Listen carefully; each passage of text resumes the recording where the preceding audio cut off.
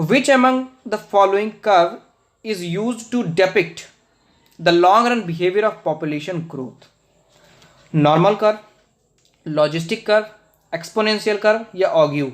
ठीक है, तो इसमें जो सही हो जाएगा वो लॉजिस्टिक कर्व हो जाएगा। ठीक है, पॉपुलेशन बिहेवियर ऑफ पॉपुलेशन को क्या है, वो लॉजिस्टिक कर्व दिखाता है। लॉजिस्टिक कर्व थ्योरी आई थी, लॉजिस्टिक कर्व थ्योरी, ये थ्योरी कब आई थी? ये आई थी 1835 में, इसको दिया था पहले तो क्वेटलेट ने दिया था।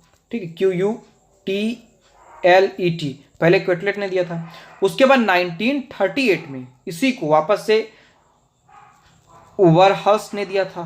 ठीक है, किसने दिया था? वरहर्स ने। ये 1935-1938 में लॉजिस्टिक कर्व थ्योरी आई।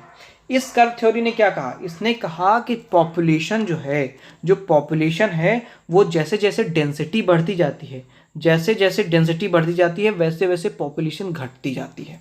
ठीक है, इन्होंने दिया था थ्योरी कि जैसे जैसे पॉपुलेशन बढ़ेगी, पर्टिकुलर एरिया है, यहाँ पॉपुलेशन पहले 2000 थी, ठीक है, उसके बाद 4000 हो गई, उसके बाद 8000 हो गई, तो मतलब ये मैं ऐसे नहीं, मैं 9000 भी कह सकते हो इसको, मैं वो नहीं बढ़ा रहा हूँ माल्थुसियन वाला। जैसे जैसे डेंसिटी बढ़ेगी पॉपुलेशन अपने आप धीरे धीरे कम होने लगी थी। इनकी इस थ्योरी में कहा गया था लॉजिस्टिक कर्व में, बिहेवियर ऑफ पॉपुलेशन ग्रोथ। ठीक है, पॉपुलेशन का बिहेवियर इन्होंने कहा था ऐसा होगा कि पहले स्टार्टिंग में बढ़ेगी और जैसे जैसे डेंसिटी उस एरिया में बढ़ती जाएगी वैसे वैसे पॉपुलेशन स्टेबल होती जाएगी। बाद में इसी को एक आए थे Raymond MOND Pearl PARL, Raymond Pearl and Lowell Reed. Lowell L, देखो मैं स्पेलिंग यहाँ तो इससे लिख ही नहीं जाएगा, LOWELLREED, रीड। इन्होंने क्या किया? रीड किया इन्होंने। एक तो जो मक्खी थी फ्रूट फ्लाइज, ठीक है, फ्रूट फ्लाइज जिसको फल मक्खी कहते हैं, और मुर्गियों पर, ठीक है, इन दोनों पर इन्होंने अध्ययन किया। क्या अध्ययन किया?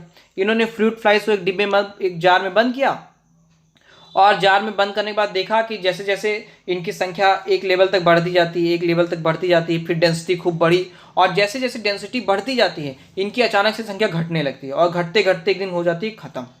मुर्गियों के मामले में भी यही देखा इन्होंने एक फार्म बनाया, उन्हें उसमें खूब सारी मुर्गियां रख दी, मुर्गियों ने अंडे दिए, बहुत सारे जब अंडे हो गए तो मुर्गियों ने आपस में कंसर्न किया, देखो भाई अब जगह बची नहीं है, तो अब हम लोग अंडे देना थोड़ा कम कर देते हैं, और क्या हुआ? पॉपुलेशन हेंस की कम हो गई।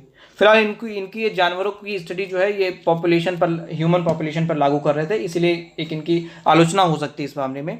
तो इसका सही आंसर क्या हो जाएगा? इसका सही आंसर हो जाएगा लॉजिस्टिक कर्व थ्योरी। क्वेटलेट और वरहर्स ने पहले दिया था, बाद में इन्होंने रेमंड पर्ल और लॉवेल रीड ने इसको फेमस किया था अपने इस प्रयोगों द्वारा। वो भी प्रयोग थोड़ा गलत ही था, क्योंकि मक्खियों पर प्रयोग करके आप ह्यूमन पॉपुलेशन के बारे में नहीं बता सकते। एक यहाँ पर आता है ऑग्यू के बारे में थोड़ा बात कर लें। देखो ऑग्यू क्या होता है, ये सिंपल क्यूमुलेटिव फ्रीक्वेंसी कर्व जो होता है उसी को ऑग्यू कहते हैं। ठीक, क्यूमुलेटिव फ्रीक्वेंसी कर्व ये ऐसे लेस देन ऑग्यू और ग्रेटर देन ऑग्यू।